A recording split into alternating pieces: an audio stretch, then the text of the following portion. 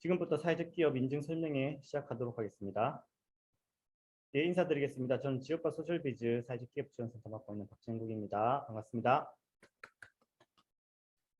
예, 오늘은 그 사회적 기업 인증 요건에 대해서 안내드리는 자리를 마련했습니다. 사회적 기업은 인증을 받아야 그 자격을 얻을 수 있고 사회적 기업이란 타이틀을 쓸 수 있는데요. 예비 사회적 기업은 지정 기간이 3년이고 그 기간이 끝나면 이제 예비가 아니죠. 더 이상 예비 사회적 기업이 아닌데 사회적 기업 인증을 받게 되면 인증은 그 기간이 없습니다. 인증 기한이 없고 다만 매년 사업 보고를 해서 인증 요건을 충족하고 있으면 인증 사회적 기업 자격을 계속 유지하는 거고요. 인증 요건을 유지하지 못하면 이제 자격을 박탈, 취소, 사회적 기업 인증 취소가 되게 그렇게 되어 있습니다. 그래서 재정 지원은 예비 2년, 인증 3년에서 총 5년이지만 사회적 기업을 인증받게 되면 취소 반납하지 않는 이상은 사회적 기업으로서 계속 이제 자격을 유지하게 된다. 그렇게 알고 계시면 좋겠습니다. 사회적 기업 인증은 고용노동부에서 인증 심사를 합니다. 그래서 인증 신청 요건을 갖추고 신청을 하셔서 심사를 받으셔야 되는데요. 직접 대면 심사는 아니고 고용노동부의 이제 서면 심사를 거쳐서 이제 인증 여부를 결정을 받게 되어 있습니다.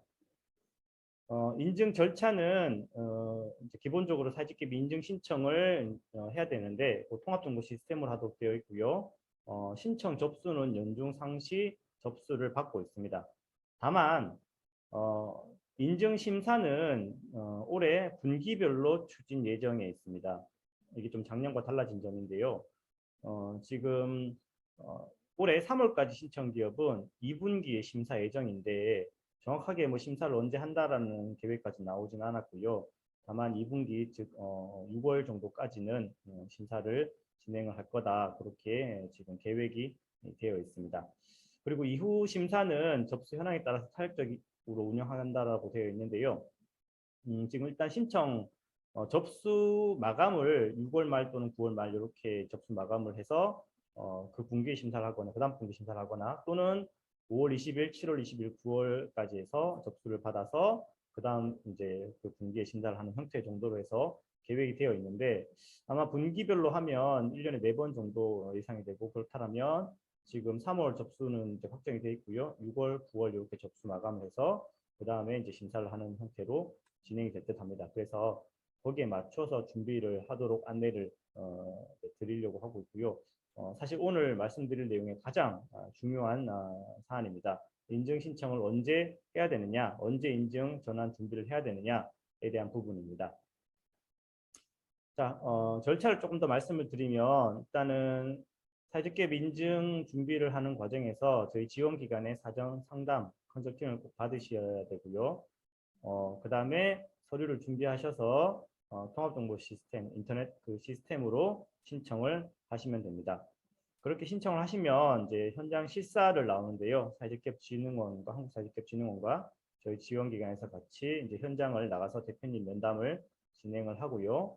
그 과정에서 보안 서류 제출, 서류 보안을 요청을 합니다. 그래서 보안 자료를 통합정보 시스템으로 또 이제 업로드, 등록을 하시면 그 뒤에 이제 인증 심사를 그 서면으로 진행을 합니다. 저희가 그래서 현장 실사 이후에 보고서를 심사위원들이 보는 보고서를 작성을 하는데 그때 보안 자료를 받아서 그런 부분들을 반영을 해서 보고서를 작성을 해서 올리면 그걸 가지고 고용노동부에서 이제 인증 심사를 하는 거죠. 그리고 이제 인증 공고가 나는데 이게 이제 처리 기간 기본적으로 60일. 근데 이게 이제 근무일 수로 따집니다. 그래서 한 3개월 정도 이렇게 걸리는 걸로 이해하시면 될 것 같습니다. 자, 그럼 좀 더 구체적으로 인증 전환 신청, 인증 전환을 그 언제 해야 되느냐? 사회적기업 인증 전환 시기는 작년까지만 해도 제가 일자리 창출 사업 2년차 지원 받는 경우에 종료 6개월 전부터 준비하라고 말씀을 드렸는데 올해부터는 8개월 전부터 좀 준비하라고 말씀을 드리겠습니다. 그래서 일자리 창출 사업이라는 인건비 지원 받는 게 사실 제일 중요한데 이 인건비 지원을 계속 연속해서 받아야 되니까요. 그래서 2년차 이제 진입을 하시면 거의 이제 인증 준비를 하셔야 된다라고 보시면 되겠고요.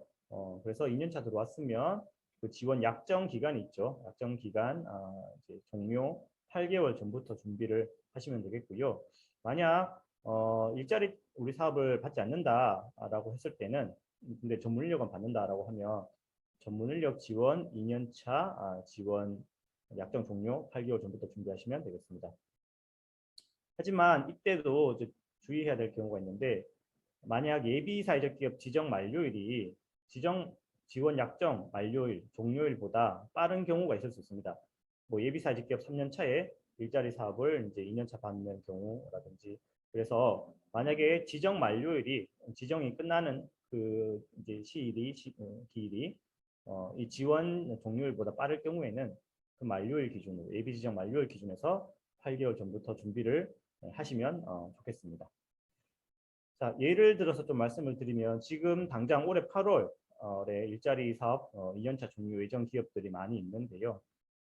지금 3월까지 해서 인증 상담을 이제 계속 받으셔야 됩니다. 그래서 인증 신청 준비를 하셔야 되고요. 3월 신청 접수 31일까지 받습니다. 그래야지 이제 5월 달이나 6월 달 정도의 이제 심사 결과를 얻으실 수 있어요. 그래서 5월 달에 만약에 결과가 난다라면 7월 달에 일자리 사업 재심사 신청이 있습니다. 그때 신청을 하셔서 문제없이 재심사 통과하신다라면 9월부터 3년차 인증 1년차로 시작을 하게 되는 겁니다. 그래서 지금 올해 8월 달에 일자리 사업 2년차가 끝나는 기업은 3월에 신청을 해야 된다 정도로 알고 계시는데요.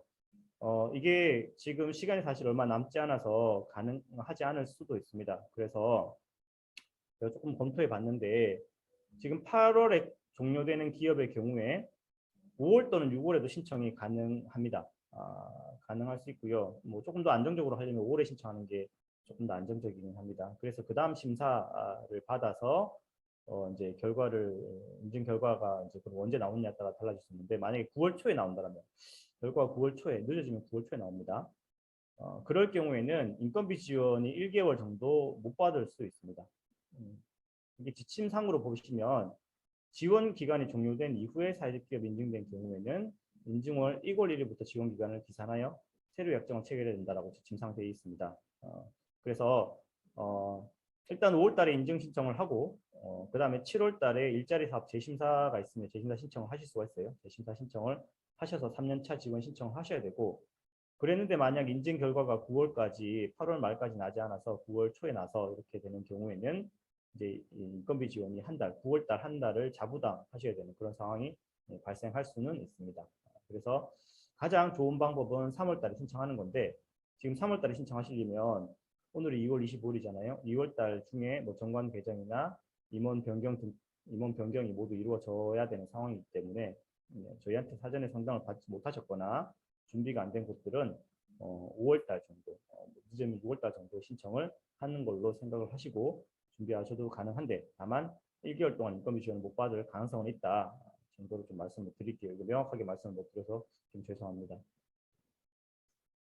자, 그리고 또 내년 3월 일자리 사업 2년차 끝나는 기업 등이 또 있습니다. 내년 3월에 끝나는 곳들은 그러면 언제 인증 신청을 해야 되느냐? 9월 달입니다. 9월 30일까지 신청을 받는 걸로 되어 있고 그러면 9월까지 신청을 하시면 이제 그다음 연말까지 해서 결과가 나오는 걸로 그렇게 이해하시면 되고요. 그러면 내년 1월에 재심사 신청을 하셔서 재심사 통과가 되면 내년 4월부터 해서 3년차 시작 이렇게 생각하시면 됩니다. 그래서 9월 달에 신청을 하시려면 7월부터 늦으면 7월부터 정도 준비를 꼭 하셔야 돼요. 좀 더 빠르면 좋습니다. 그래서 저희하고 소통하셔서 인증 준비 상담을 꼭 받으시면 좋겠습니다. 자, 인증 요건 그러면 간단히 좀 말씀을 드리도록 하겠습니다. 인증 요건은 총 7가지입니다. 7가지 인증 요건을 보시면 첫 번째가 조직 형태고요. 두 번째가 근로자를 고용해서 영업활동 수행, 세 번째가 사회적 목적의 실현, 네 번째가 의사결정 구조를 갖추는 거고요. 다섯 번째가 영업 수익 기준, 여섯 번째가 정관의 필수사항, 마지막 일곱 번째가 이윤의 3분의 2 이상 사회적 목적 사용. 근데 지금 예비 사회적 기업의 경우에 이 중에 1번 뭐 그다음에 이제 3번, 7번, 6번 정도 어느 정도 갖추고 있습니다. 그래서 다 인정되는 거 아니냐라고 볼 수 있는데요. 인증을 보는 과정에서는 다시 확인합니다. 그래서 예비사직급 지정 받을 때와 현재 기준에서 봤을 때 계속 걸 유지하고 있는지를 다시 다 따져보기 때문에 다시 한 번 더 체크하고 확인을 하셔야 됩니다. 그래서 저희가 그 부분에 대해서 서류를 보내주시면 체크하고 확인을 다 해드리고요. 이 인증 요건 7가지 대해서 하나씩 한번 보도록 하겠습니다. 첫 번째 조직 형태입니다. 조직 형태는 1번 민법에 따른 법인조합, 2번 상법에 따른 회사 이렇게 해서 8번 그 밖에 따른 병리단체 등 이렇게 되어 있는데요. 예시를 보고 좀 말씀을 드릴게요. 기본적으로 예시를 보면 법인이죠. 그래서 사단법인, 재단법인 같은 비영리법인, 사회직업종조합도 비영리법인에 해당됩니다. 우리 주변에 많이 있는 주식회사, 농업회사법인, 협동조합 이런 것들은 이제 영리법인으로서 인정이 되고요. 뭐 법인이 아닌 경우에 비영리 민간단체도 가능한데 이거는 거의 없는 이제 형태고요. 지금 예비사직 기업으로 비영리 민간단체는 제가 알기로는 없습니다. 그래서 기본적으로 법인격은 지금 예비사직 기업은 다 갖추고 있기 때문에 크게 문제될 게 없는데요. 문제는 독립성입니다. 인증을 보면서 예비 때도 마찬가지였지만 인증을 보면서 이 조직 형태의 독립성을 다시 한번 이제 확인을 하는데요. 신청 기업의 대표자 및 대표자의 가족 등이 별도 사업체를 운영하는 경우에 그런 상호 거래 내역이라든지 사업장 소재지라든지 또는 소유자, 주주, 조합원, 이사, 등기 이사 등 겹치는지를 검토하도록 되어 있습니다. 그래서 혹시나 이런 부분에서 문제될 소지가 있을 것 같다라는 생각이 드시면 저희 쪽에 꼭 상담을 받으시고 해결할 수 있는 방법을 찾으시면 좋겠습니다. 자, 두 번째 요건은 유급 근로자의 고용입니다. 근로자는 다 유급이죠, 사실. 그래서 굳이 유급이라는 표현을 안 써도 되는데요. 이제 사회적 기업에서는 뭐 자원봉사자도 있기 때문에 유급 근로자라는 표현을 좀 썼고요. 최소 1명 이상을 고용을 하고 있어야 됩니다. 하지만 지금 사회적 목적 유형 중에 뒤에 나오겠지만 사회적 목적이라는 게 있습니다. 유형이 다 정해져 있죠. 그중에 일자리 제공형의 경우에는 3명 이상이 돼야 됩니다.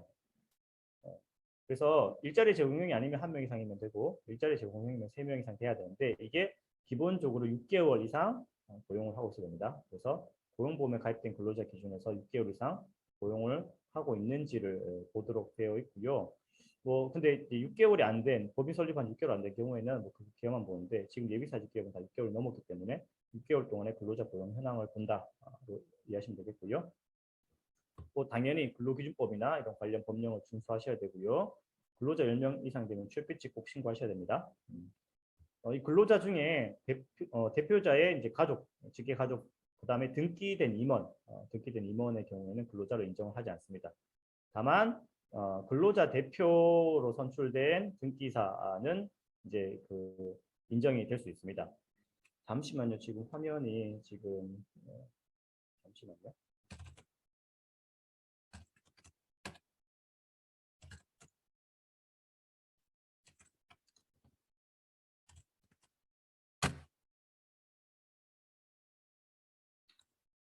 일단 넘어가겠습니다. 시간이 넘어가겠습니다.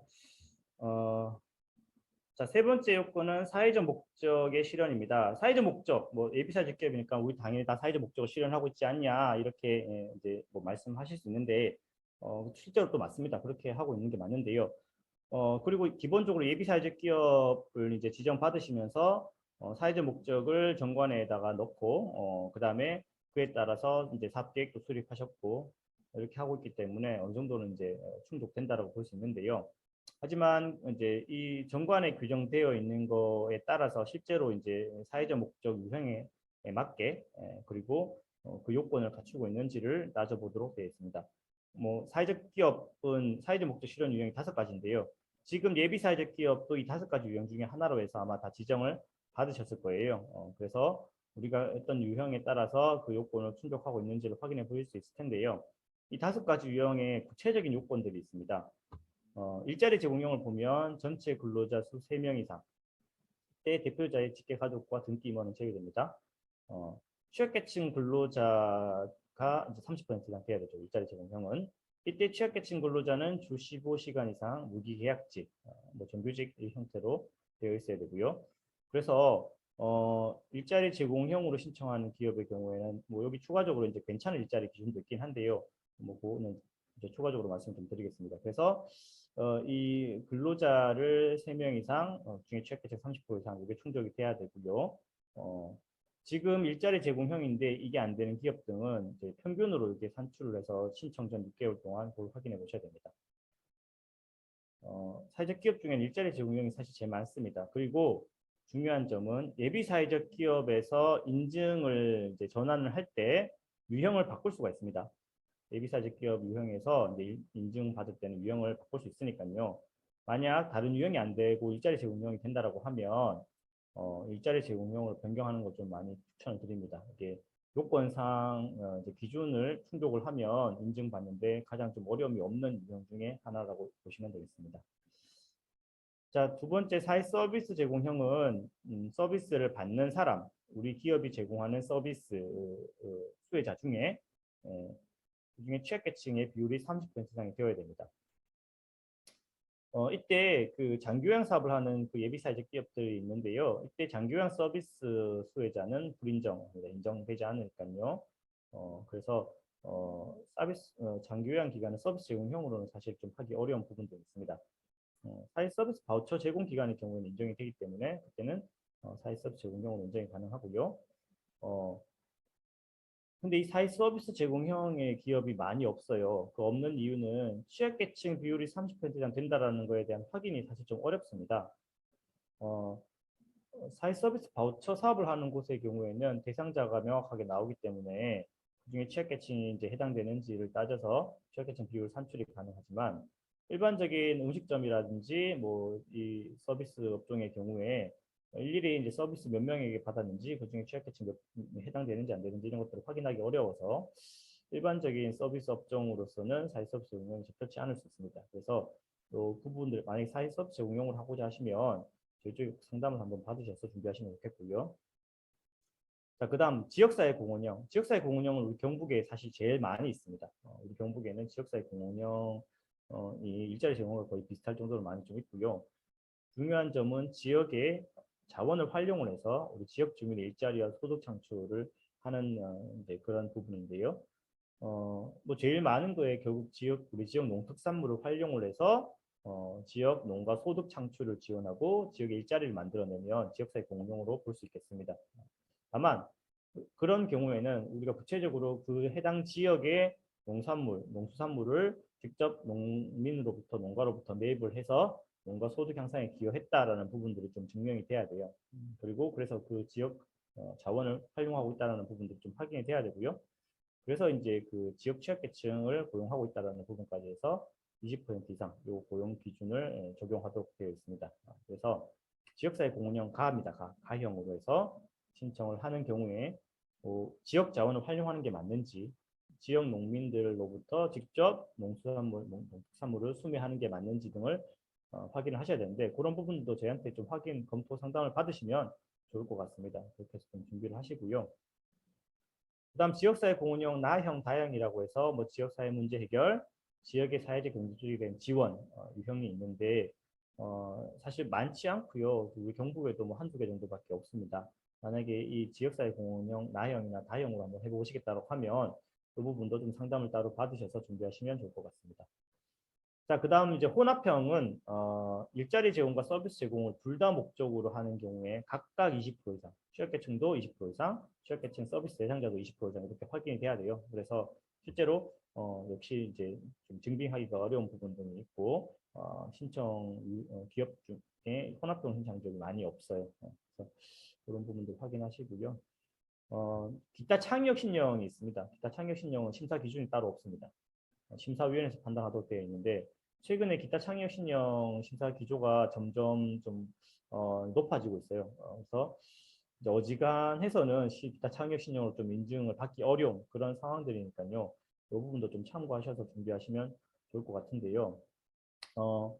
이 사회적 목적 실현 유형을 다시 말씀드리지만 예비 사회적 기업 지정 당시 유형에서 변경해서 신청이 가능하십니다. 그래서 우리 인증 준비할 때는 다른 유형으로 해서 그 유형에 맞게 준비를 하실 수가 있으니까요. 상담을 좀 받으셔서 유형을 필요하다면 변경하셔서 신청을 하는 걸로 그렇게 가면 좋을 것 같고요. 그래서 일자리 제공형이 좀 많아진 이유가 뭐냐면 우리 뭐 예비사 직결 받을 때는 뭐 지역사회 공헌형 같은 걸로 받거나 기타 창업 신용으로 받을 수 있는데 일자리 창출 사업 인건비 지원을 받아서 그중에 취약계층을 30% 또는 50% 이상 고용을 이제 하는 경우에 그때 취약계층 비율이 30% 전체 근로자 30% 이상 되는 경우가 많이 있습니다. 그러면 일자리 제공형으로 해서 신청이 가능한 거죠. 지역사회 공헌형은 우리 지역의 자원을 활용을 하고 지역의 농가 소득 창출 지원이라든지 이런 실적 등이 이제 증빙이 돼야 되는 반면에 일자리 제공형은 전체 근로자 중에 취약계층 비율이 30% 이상 되는지 그리고 취약계층에게 좋은 일자리, 뭐 이제 무기계약직, 정규직 형태로 근로자를 채용을 하는지 정도를 보기 때문에 일자리 제공형 요건이 조금 더 쉬운 걸로 그렇게 좀 많이들 알고 계세요. 엄밀히 따지면 뭐 괜찮은 일자리, 좋은 일자리를 줘야 되고, 그다음 취약계층 근로자를 위해서 어떤 일자리, 좋은 일자리를 만들려고 노력하는지 부분 등도 같이 참고를 하기 때문에 뭐 그런 부분들 적용하면 제가 볼 때는 여러 가지 기준 등이 이제 같이 좀 돼서 일자리 제공형 기준이 따로 있지만 하지만 현재 상황에서는 어쨌든 일자리 제공형이 제일 많이 그렇게 좀 인증을 받고 있습니다. 그래서 그 부분 감안하셔서 준비하시고요. 기타 창의력 신형으로 이제 준비를 해서 신청하는 기업 등이 있을 수 있습니다. 최근에 기타 창의력 신형이 좀 이게 이런 영역 등은 기타 창의력 신형으로 신청하는 영역으로 볼 수 있긴 한데 이제 어쨌든 직접적인 교육이나 서비스를 제공하거나 또는 일자리를 만드는 그런 역할들을 하고 있다면 기타 창의력 신형으로 인정을 못 받을 가능성이 상당히 높습니다.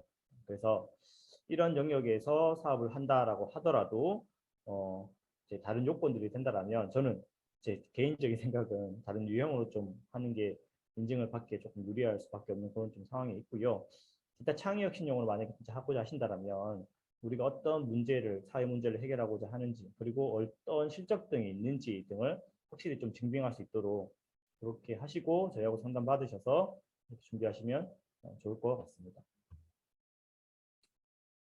자, 사회적 목적에서 이제 취약계층 고용을 이제 해야 되는데 취약계층이 누구냐? 뭐 다들 알고 계시겠죠? 저소득자, 고령자, 장애인 이렇게 제일 많고요. 뭐 그다음 결혼 이민자, 뭐 장기 실직자, 여성 가장 등이 있을 수 있습니다. 이때 지금 올해 좀 바뀐 게 있는데요. 저소득자 판단을 할 때 기본적으로 우리나라 평균 소득의 100분의 60, 평균 소득의 60% 이하로 해서 저소득자를 판단을 하고 있는데 사회적 기업에서는 뭐 과거에는 이제 건강보험 뭐 이런 걸로 해서 이제 적용을 해서 봤는데 올해부터는 그렇게 건강보험 적용해서 보는 걸 뺐고요. 기본적으로 그 가구의 소득금액 증명원이나 뭐 근로소득, 뭐 급여 이런 것들로 해서 확인하도록 그렇게 되어 있습니다. 그래서 그런 자료들을 종합적으로 확인해서 판단을 하도록 되어 있는데 그 기준 금액은 나와 있고요.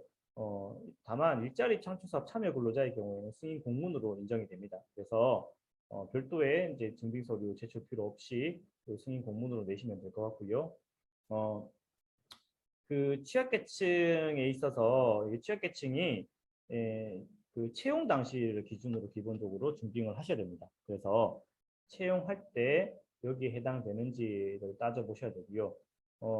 만약에 일자리 사업 참여 근로자가 아니고 자체적으로 채용을 했는데 저소득자에 판단 내는 것 같다라고 이제 생각이 되시면 저희 쪽으로 문의 주시면 기본적으로 그 이제 가구의 등본을 확인하도록 되어 있습니다. 가구 원수를 확인하고 소득을 확인할 수 있는 서류들을 받아서 해당되는지를 이제 같이 좀 판단할 수 있을 것 같습니다. 그래서 그런 부분도 문의를 주시면 될 것 같고요. 네 번째 요건은 의사결정 구조입니다. 사회적 기업은 이해관계자가 참여하는 의사결정 구조를 갖추어야 되는데요. 이때 서비스 수혜자, 근로자 등 이해관계자가 참여하도록 되어 있는데 지침상으로는 근로자 대표, 그 다음에 외부 이해관계자 이렇게 되어 있습니다. 이 내용이 기본적으로 정관에 들어와 있어야 돼요. 그래서 정관에 우리는 다양한 이해관계자가 참여하는 의사결정 구조를 이제 둔다, 뭐 이사회를 둔다, 운영회를 둔다 이런 내용이 있어야 되고요. 보통 주식회사는 이사회로 해야 되고 주식회사는 이사회로 해야 됩니다. 협동조합은 운영위원회로 가능하도록 그렇게 되어 있습니다. 그리고 근로자 대표와 외부 이해관계자, 사회이사라는 표현을 쓰기도 하는데요. 이사로 등기를 해야 되고요. 주식회사의 경우에는 근로자 대표는 사내이사가 됩니다. 그리고 외부 이해관계자는 사회이사가 되고 협동조합은 운영위원회로 하니까 운영위원회는 이사 등기를 할 필요가 없습니다. 그냥 운영위원회를 구성하시면 되는 거고요. 사회적 협동조합은 이 요건 자체가 해당이 되지 않습니다. 그래서 이사 변경할 필요가 없고요. 사회적 협동조합은 원래 이거를 하는 거 조건으로 해서 법인 인가가 되기 때문에 해당 사항이 없어요. 그리고 이 의사결정 구조 관련해서는 이사회, 운영위원회 회의록을 제출하도록 되어 있습니다. 주식회사의 경우에는 이사회, 협동조합의 경우에는 운영위원회 회의록 제출하도록 되어 있습니다. 그래서 신청 전 6개월 내에 1회 이상의 실적을 내셔야 되는데요. 이게 신청 전월까지 실적만 인정이 됩니다. 인증 신청 당월에 한 실적은 인정되지 않기 때문에 중요한 부분이고요. 이때 이제 그 문제가 되는 경우가 뭐 좀 있는데 이사로 등기를 해야 돼요. 주식회사의 경우에는 이사 등기가 되고 나서 이사회를 개최하고 인증 신청을 해야 되는데 이게 만약에 지금 3월 달에 신청을 하겠다라고 하면 이사 등기는 2월 달에 돼야 되고요. 정확하게는 등기는 아닙니다. 취임입니다. 취임이 2월 달에 돼야 되고 2월 안에 이사회까지 개최하시고 그리고 나서 3월에 신청하실 수 있는 겁니다. 그래서 이 부분이 이제 시간이 좀 많이 걸려서 미리 준비를 하셔야 되는 부분이다. 잘 알고 계시고요. 다섯 번째 요건은 영업활동 수행입니다. 영업활동 수행은 법적인 요건은 영업수입이 인증신청월 이전 6개월 동안의 영업수입이 노무비, 인건비죠. 인건비의 절반 이상이 되어야 됩니다. 뭐 예를 들어 인건비 지출이 1,000만 원이면 영업수입이 500만 원 이상 된다는 뜻이죠. 사실 이 말이 안 되죠. 인건비가 1,000만 원 나가는데 벌어들인 돈이 여기서 영업수입은 매출입니다. 매출액이 500만 원밖에 안 돼요. 이런 기업이 이제 운영이 가능하냐? 인건비 지원을 받는 기업은 이런 기업이 있을 수 있습니다. 만약에 뭐 근로자가 10명인데 그 중에 뭐 9명이 인건비를 지원받는다. 사실 기업은 100% 지원은 아니니까요. 그러면 인건비 지출이 1,000만 원일 수 있죠. 1,000만 원일 수 있고 그 중에 이제 매출은 우리 기업은 500만 원밖에 안 되지만 정부 지원금을 만약에 500만 원 받는다라고 하면 이게 가능한 기업이 있을 수 있습니다. 그래서 과거에는 이제 이게 비영리 조직에서 40개월만 진입했기 때문에 법안을 만들 때 이런 기준이 만들어졌는데 그래서 지금은 여기에 미달되는 기업이 많지는 않지만 뭐 최근 코로나나 뭐 이런 여러 가지 이제 뭐 영업하기 어려운 조건들이 좀 있으면서 이렇게 이게 안 되는 경우가 있을 수도 있습니다. 그리고 이럴 때는 꼭 저희한테 이제 상담을 꼭 받으시면 좋을 것 같고요. 근데 이게 확인이 안 돼요. 재무제표가 나오지 않는 이상은 확인이 안 돼서 지금 이번에 3월 달에 결산하시잖아요. 결산해서 이게 안 될 것 같다라고 생각되는 기업들은 저희한테 꼭 결산 재무제표를 보내셔서 이걸 한번 확인을 꼭 받아보시고요. 추가로 이제 그 재무제표를 보시면 자본금이 있는데 그 자본금이 마이너스로 되어 있는 경우는 이게 자본 잠식이라고 합니다. 그럴 때도 문제가 될 가능성이 상당히 높아요. 자본금을 다 까먹어서 이제 마이너스가 돼버리는 경우가 있을 수 있는데 이때도 문제가 될 수 있습니다. 특히 자본금이 얼마 안 되는 기업, 뭐 100만 원으로 이제 주식회사 설립했거나 뭐 이렇게 또는 500만 원으로 협동조합 만들었다, 사회적 협동조합 만들었다 이런 경우에도 자본금이 다 소진돼서 마이너스로 됐을 수 있습니다. 그래서 그런 기업도 문제가 될 수 있으니까 자본금을 증자를 하든지 부채를 뭐 갚든지 아니면 부채를 자본금으로 돌리든지 이런 방식 등을 해서 자본금을 플러스로 만들어야 됩니다. 그래서 그 부분도 꼭 상담을 받으셔서 이제 미리 체크하셔야 되고요. 이 영업활동 수행 관련해서 어려운 점이 한 가지가 있는데 가결산 재무제표를 제출하셔야 됩니다. 인증 신청을 하는 달 기준에서 그 직전월까지의 가결산 재무제표를 내셔야 되는데 만약 3월 달에 지금 인증 신청을 한다라고 하면 2월까지 올해 2월까지 가결산 재무제표를 내셔야 돼요. 작년 거도 결산을 다 하셔야 돼요. 올해 2월까지도 가결산을 또 하셔야 됩니다. 그래서 지금 3월 달에 사실 회계 사무소 엄청 바쁘거든요. 그래서 이거를 지금 3월 달에 신청하겠다고 2월 달까지 가결산 재무제표 만들어 달라고 하면 엄청 싫어할 거예요. 그래서 사전에 미리 좀 요청을 해서 거래 내역도 빨리 보내주시고 해서 가결산 재무제표를 이제 받아서 주셔야 되는데 다만 이게 이제 늦어지는 경우에는 뭐 보완해서 낼 수는 있다 정도로 알고 가시면 좋을 것 같습니다. 자, 6번째 요건입니다. 정관의 필수사항인데요. 지금 예비 사회적 기업은 기본적으로 정관이 사회적 기업 정관 형태로 해서 만들어져 있습니다. 그래서 1번 조직의 명칭부터 시작해서 10번 뭐 회계 규정까지 해서 다 정관상에 들어가 있는데 지금 예비 사회적 기업에서 없을 수 있는 요건이 이제 조항이 5번 의사결정 구조 부분입니다. 이 부분은 법인을 설립하거나 예비 사회적 기업 지정 당시에 근로자 대표 등을 이사로 하지 않는 경우에는 이 요건을 집어넣을 수 없었던 상황들이 있기 때문에 없는 경우가 있을 수 있습니다. 그래서 이 요건을 이제 집어넣으려면 정관을 개정하셔야 되는 거죠. 정관을 개정을 하려면 인증 신청 전월까지는 이제 당연히 돼야 됩니다. 그래서 이 부분을 해서 정관을 개정을 하려면 정관상에 이 내용이 있는지 없는지를 확인해야 될 거고 그리고 다른 부분에도 우리가 정관 개정해야 할 사항이 있는지 없는지 등을 확인하셔서 이제 필요하면 정관 개정을 빨리 진행하셔야 되는데 그래서 저희한테 정관을 보내주시면 저희가 검토해서 정관 개정안을 만들어 드릴 수 있습니다. 그래서 정관도 한번 꼭 검토를 받으셔서 사회적기업 인증을 받을 수 있는 정관인지 또는 그렇지 않다면 정관 개정을 언제까지 해야 되는지 확인하셔서 준비하시기 바라겠습니다. 자, 7번째 요건, 이익금의 3분의 2 이상 사회적 목적 사용, 자연재산의 3분의 2 이상 기부. 이 내용 아마 지금 예비사회적기업 정관에 다 들어가 있습니다. 그리고 영리조직, 주식회사 같은 경우 영농조합, 협동조합에 다 적용이 되고요. 비영리 조직은 해당 사항이 없습니다. 그리고 이 정관 다 공증받아서 갖고 계실 거예요. 그런데 이 정관을 예비사회적기업 지정받고 이후에 개정을 한 기업이 있을 수 있습니다. 그런데 그 개정하는 과정에서 법무사에 많이 맡겼다면 뭐 다른 것 때문에 뭐 사업장 뭐 사업 목적을 추구한다, 사업 내용을 추구하는지 이런 것 때문에 정관을 개정했는데 법무사에 맡겨서 보통 개정을 하죠. 그런데 그런 사회적 기업 요건 이 내용들이 다 빠져 있는 경우가 정말 많았습니다. 작년에. 그래서 부랴부랴 다시 정관을 또 개정해야 되는 그런 상황들이 진짜 많았는데요. 심지어 인증기업의 경우에도 그런 경우가 너무 많았어요. 그래서 정관을 개정할 일이 있으면 꼭 저희하고 상의를 하셔서 검토를 한번 받으시고 법무사들이 사회적 기업 정관 요건을 잘 모릅니다. 그리고 기존 정관을 확인해서 정관을 개정해 주지도 않는 것 같아요. 그래서 정관 개정하실 때는 꼭 저희 쪽에 한번 확인을 검토를 받으셔서 이 내용이 그대로 유지가 되는지 좀 확인해 보시고 정관 개정을 진행하시고요. 그래서 이 내용은 이미 기존에 다 있을 텐데 혹시나 빠져 있는지 한번 더 체크를 하면 좋겠습니다. 이 정도 수준에서 말씀을 드릴게요.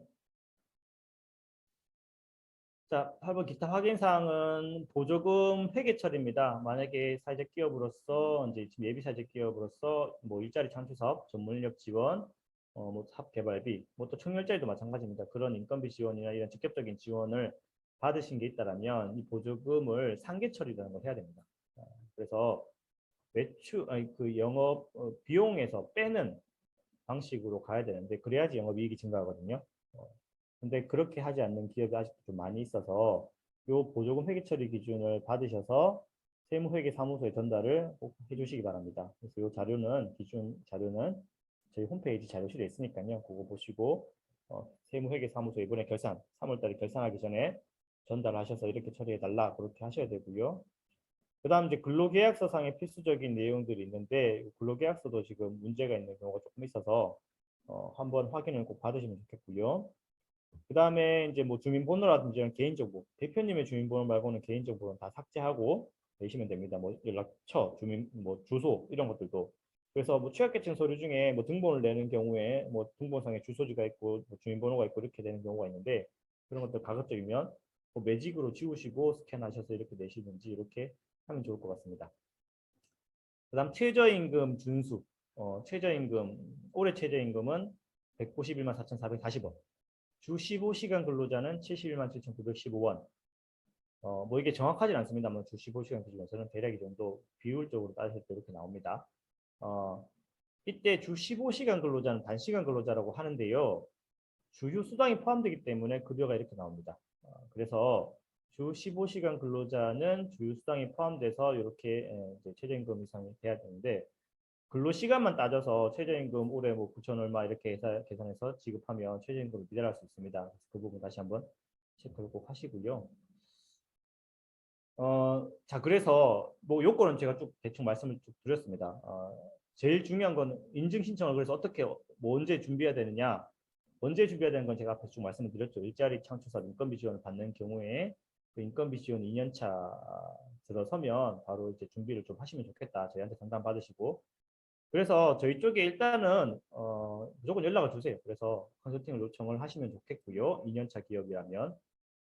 이때 그냥 이제 전화로 이렇게 뭐 상담 받으면 어떻게 하면 돼요? 이렇게 하시는 것보다는 저희 메일로 법인 정관, 그다음 법인 등본, 그다음 현재 근로자 명부 정도를 보내주시면 저희가 그거를 보고 안내를 드리거나 또는 현장에 나갈 수도 있습니다. 현장 나가서 구체적으로 사직결 인증 준비를 어떻게 되는지 그 시기라든지 또는 언제까지 이 정도 서류를 준비하세요라고 하면서 이렇게 담당자하고 소통을 좀 할 거예요.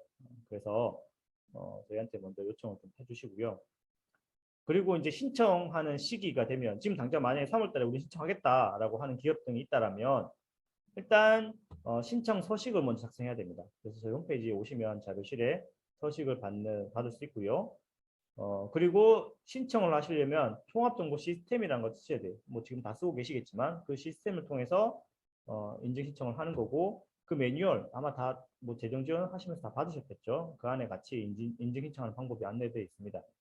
그리고 보조금 회계 처리까지 자료실에 있으니까요. 그런 것들을 받으셔서 인증 신청 준비를 하시면 되고요. 저희가 아마 자료 메일로 해서 그 인증 신청 안내 자료 같은 걸 보내드렸을 텐데 그거 보고 준비서 리스트라든지 이런 것들을 하시면 되고요. 지금부터 그래서 그 시스템상에 신청하는 방법을 한번 대략적으로 말씀을 좀 드릴게요. 자, 먼저 통화통보 시스템 접속하시면 그 왼쪽에 인증 신청서 접수 항목이 있습니다. 클릭하시면 이런 화면이 떠요.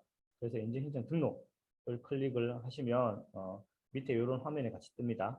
그래서 그 다음 화면을 이제 화면을 밑으로 내리면 신청서 작성 부분이 있는데요. 이 인증 신청서 작성 부분이 있습니다. 이때 작성해야 되는 부분은 사업명, 뭐 휴대전화 번호, 그 다음에 인증 신청서 기타 내역 부분인데 일단 사업명이라고 하면 사실 좀 어색하죠. 이게 사업명이라는 게 기업이 사업을 하는데 그냥 사업 내용을 간략하게 적으시면 될 것 같아요. 뭐 무슨 어떤 뭐 상품 제조 판매역 뭐 아니면 이런 식으로 해서 간단하게 그냥 사업 내용을 간략하게 적는다 생각하시고요.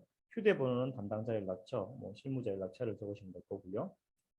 그 밑에 보면 인증신청서 기타 내역이라고 있습니다. 뭐 그래서 뭐 여기 참여 여부가 있고 그래서 예 아니요 선택할 수가 있거든요. 선택이라는 부분을 클릭하시면 그래서 예로 클릭하시면 뭐 내용을 적으시고 배정인은 적으시는데 뭐 내용이라고 하면은 사실 그냥 별다른 게 없어요. 그냥 일자리 창출사업 뭐 또는 뭐 그런 형태로 그냥 적으시면 크게 문제 없으십니다. 배정인원은 적으시면 될 거고요. 자, 그래서 그 또 쭉 화면을 또 계속 내리시면 인증 신청서라는 이런 부분이 또 나와요. 아랫부분에. 그러면 이때 노란색이 보이는데 이 노란색 중에 주된 목적을 선택을 하셔서 클릭을 하시고 근로자 수는 뒤에 이제 근로자를 등록을 하면 따로 자동으로 등록이 됩니다. 그래서 이건 하실 필요가 없고요. 맨 아랫부분에 보면 날짜가 나오는데 여기 서명하는 부분이 있습니다. 서명을 직접 마우스 뭐 이런 걸로 하시면 돼요. 하시고 저장이 있습니다. 맨 아랫부분에 저장을 한번 눌러주시고 그렇게 해서 다음으로 넘어가면 되겠고요. 그래서 그 다음에 다시 화면을 쭉 위로 올리세요. 화면을 다시 제일 위로 올리셔서 구비서류 첨부 항목으로 또 넘어갑니다. 이걸 클릭하시면 이제부터 이제 사회적 기업의 인증 요건에 따른 구비서류를 쭉 이제 올리시면 돼요.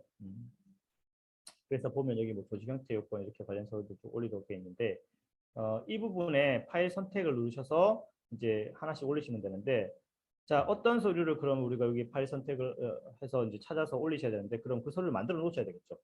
그 서류를 그러면 이제 어떤 것들로 만들어야 되느냐. 자, 1번 동그라미 1번 조직 형태.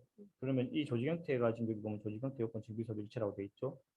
그러면 이 1번 서류를 하나의 파일로 만들어야 됩니다. 그래서 1번부터 7번까지 항목별로 하나의 파일로 만들어서 업로드 하시면 되는데 보통 PDF 파일로 만들어서 올리시면 되고요. 압축 파일로 만들어서도 올라가는지는 제가 직접 해보지 않아서 잘 모르겠는데 보통 PDF 파일로 만들어서 올리시는 경우가 많이 있습니다. 그래서 법인 등본, 사업자 등록증을 하나로 만들어서 올리시면 되고 이때 법인 등본은 말소사항 포함하고 주민번호 미공개로 해서 받으시면 되겠습니다. 인터넷으로 할 수 있죠. 자, 그다음 근로자 관련은 근로계약서, 임금대장, 근로자 고용정보 현황이라는 겁니다. 이건 조회를 직접 하셔야 되는데 인터넷 사이트에 가셔서 조회를 하셔서 출력을 하는데 이게 저희가 안내드리는 사회적 기업 인증 신청 안내 자료에 보면 고용정보 현황 조회하는 방법이 안내되어 있습니다. 그래서 직접 하셔서 그걸 파일로 받으셔서 PDF 파일로 해서 이제 같이 이 파일하고 합쳐서 올리셔야 돼요. 근로계약서는 퇴사자 포함해서 이제 다 첨부를 하시면 되겠고요. 3번 사회적 목적 실현 관련해서는 사회적 목적 관련 자료가 있는 경우만 제출하시면 됩니다. 대부분은 근데 있으실 거예요. 왜냐면 일자리 사업을 하는 경우에는 사회 서비스를 제공하도록 되어 있으니까. 그래서 뭐 취약계층을 대상 기부를 했다든지 어떤 활동을 한 게 있으시면 그것과 관련된 서류 어떤 거라도 좋습니다. 내주시면 저희가 보고 이제 확인해서 이렇게 보고서에 적도록 하겠습니다. 이때 이제 지역 농가 농산물을 상대적으로 높은 가격으로 구매한 그런 게 있으면 그 자료를 내시면 됩니다. 그래서 지역 농가 소득 창출에 우리가 기여했다. 농가 소득 증대에 기여했다라는 형태로 해서 그런 서류 등을 내시면 되겠고요. 혹시 뭐 서비스 제공형이나 혼합형의 경우에는 뭐 전체 서비스 대상자까지 포함해서 이렇게 자료를 내주셔야지 이제 확인이 가능합니다. 자, 네 번째 의사결정 구조 관련 서류는 이사회 회의록입니다. 이사회 회의록, 그 다음에 이사회 명부, 그 다음에 근로자 대표 선출 확인서라는 겁니다. 서식이 다 있는데요. 저희 예시가 다 있으니까 저희가 보내드린 인증신청 준비 서류 보시고 예시나 서식을 참고해서 작성하시면 되고요. 이사회 회의록은 이게 법무사 돈 주고 맡기실 필요 없습니다. 직접 작성하시면 되니까요. 그래서 이제 뭐 비용이 따로 들어갈 일 없이 그렇게 하시면 되는데 협동조합은 운영위원회로 하시면 되고 주식회사는 이사회로 하시면 되고 근로자 대표하고 외부의 관계자 사회이사가 취임한 이후에 회의 실적입니다. 그래서 2월달 지금 3월달에 인신청을 한다라고 하면 2월 중에 이사회 개최 실적이 있으면 되는데 그 개최 시점이 근로자 대표 사내이사, 사회이사가 취임한 이후에 회의 실적이 되어야 된다. 한 번 더 말씀을 드리겠습니다. 자, 그리고 근로자 대표는 근로자들이 뽑아야 됩니다. 근로자들이 우리가 이 사람은 근로자 대표를 인정한다라는 확인서가 있어야 되겠죠. 그래서 그런 선출 관련한 뭐 확인서, 동의서 같은 게 있습니다. 그래서 예시 서류가 있으니까 참고하셔서 선출 확인서를 작성해서 제출해 주시면 되겠습니다. 그래서 이 파일을 하나의 파일로 만들어서 의사결정 구조 항목에 등록을 하시고요. 영업활동을 통한 수입 관련 자료, 재무제표입니다. 재무제표를 내시면 되는데 말씀드렸지만 신청 전월까지의 가결산 재무제표를 내셔야 됩니다. 그래서 또 세무사, 회계사 작성하는 걸 받으셔서 내야 되는데 3월달 같은 경우에는 실제로 만들어주기가 어려운 경우가 많습니다. 그래서 3월에는 일단은 작년 거 결산 재무제표를 내시고 3월달에 신청하는 기업의 경우에 그 이후에 4월 가서 올해 2월까지 추가로 가계산을 받아서 이제 또 추가로 보완해서 내는 그런 방법이 있을 수 있겠습니다. 그래서 재무제표 꼭 가결산까지 해서 이렇게 받으셔야 되고요. 이때 재무제표를 봤을 때 이제 확인되지 않는 부분들 또는 추가로 확인이 필요한 부분 등이 있으면 계정별 원장을 추가로 요구할 수 있습니다. 이를테면 조직 형태의 독립성을 보기 위해서 이제 뭐 대표자가 뭐 난 개인 사업자가 있긴 하지만 거래 내역도 없고 우리 사업과 관련성이 없다 이렇게 얘기를 하실 수가 있는데요. 그렇다면 실제로 거래 내역이 없는지를 확인을 해야 되잖아요. 그러면 그럴 경우에 계정별 원장을 추가로 요구할 수가 있습니다. 그런 부분들이 있고요. 그 다음에 6번째는 정관 관련 서류입니다. 그래서 이 정관은 확인, 인증 받은 걸 내도록 되어 있습니다. 하지만 사회적 협동조합 같은 경우에는 정관을 따로 이제 확인, 인증이나 이렇게 해서 낼 필요 없고요. 원래 법인 설립 인가 받을 때 갖고 있던 정관을 그대로 내시면 문제 없습니다. 자, 기타 증빙 서류는 뭐 대표자 개인정보 수집 비용 동의서, 노동관계법령 준수 확인서, 사업장 임대차 또는 소유 관련 서류, 그 다음에 인증 개요서, 사실 확인서, 대표자 이력서, 조합원 주주 명부 이런 것들이 있습니다. 서식이 있으니까 서식을 작성하시면 되는데요. 이때 사실 확인서는 유형에 따라서 선택해서 작성해서 내시면 되겠습니다. 그래서 이것도 작성을 하셔서 서식이 다 있으니까 작성하셔서 PDF 파일로 만들어서 하나의 파일로 이렇게 만들어서 올리시면 되겠습니다. 그리고 뭐 기타 사업 추진 자료라든지 뭐 MOU 협약서라든지 이런 것들도 있으면 우리 기업을 알릴 수 있는 그런 자료들이 있으면 여기에 다 같이 해서 첨부해서 올리시면 됩니다.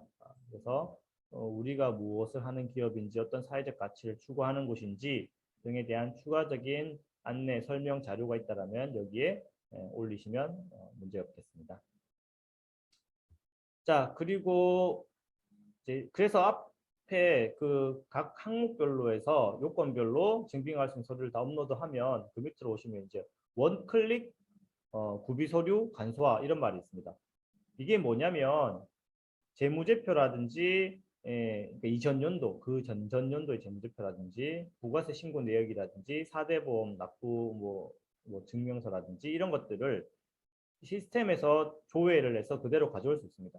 그러니까 여러분들이 별도로 막 예전에는 이걸 다 일일이 별도로 다 조회해서 그 사이트 들어가서 조회해서 받아서 그거를 갖다가 파일로 만들어서 업로드했는데 요거는 지금 시스템 통해서 이렇게 할 수 있도록 다 만들어 놨으니까요. 그래서 여러분들이 이 사이트 1번 제출 열기 가서 거기에서 따로 다 이제 조회를 한 다음에 그거를 가져올 수 있습니다. 그래서 가져오기를 누르시면 여기 자동으로 다 올라가요.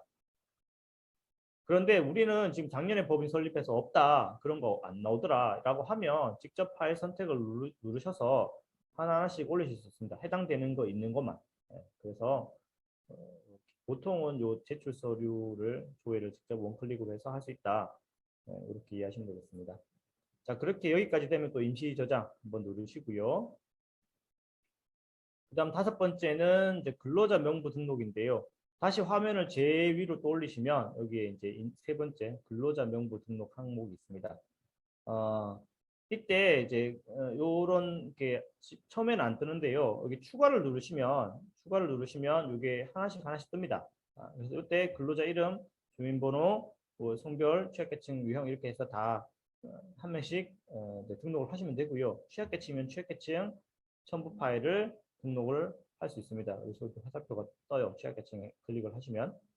그래서 직접 이제 한 명씩 등록을 하시면 되는데 만약에 근로자 우리 많다 라고 하면 엑셀 파일로 해서 업로드 할 수 있습니다. 그래서 그 엑셀 여기 업로드 걸 클릭하시면 엑셀 양식을 받으셔서 그렇게 이제 하실 수 있으니까 그렇게 하시면 되고요. 여기까지 하시면 또 임시 저장하셔서 넘어가시고요. 이때 취약계층 중에 혹시 고령자가 있으면 고령자는 만 55세 고령자는 증빙서류가 필요 없습니다. 필요 없고요. 만약에 일자리 사업 참여 근로자의 경우에는 그 승인 공문으로도 대체할 수 있다 정도로 알고 계시면 되겠습니다. 자, 그 다음에 이제 6번째 사실 확인서 부분인데요. 여기 보시면 인증 신청 기간 사실 확인서 항목으로 이제 가시면 이 5가지 부분에 적는 게 나오는데 신청 유형에 따라서 이게 활성화되어 있는 글을 적을 수 있는 부분이 있고 아닌 부분이 있습니다. 그래서 만약 일자리 제공용으로 했으면 이 부분으로 적을 수 있도록 되어 있고요. 뭐 지역사회 공용을 했다 그러면 이 부분이 활성화되어 있을 거예요. 그래서 그 부분에 대해서 이제 내용을 적으시면 되는데 이게 기본적으로 사실 확인서는 서식이 따로 있습니다. 그래서 그 서식을 작성을 하고 그 작성한 서식을 여기 첨부 파일로 등록을 할 수 있도록 되어 있어요. 그래서 그 서식을 한글 파일로 작성하셔서 그걸 여기다 첨부 파일로 등록을 하시는데 내용을 그래서 크게 중요시하게 생각을 하진 않아요. 그래서 여기에는 그냥 간단하게 내용을 적는다 정도로만 생각하시고 첨부 파일 등록하시면 크게 문제 없겠습니다. 자, 그 다음에 인증개요서. 인증개요서라는 거는 신청기업 사업 현황이라고 합니다.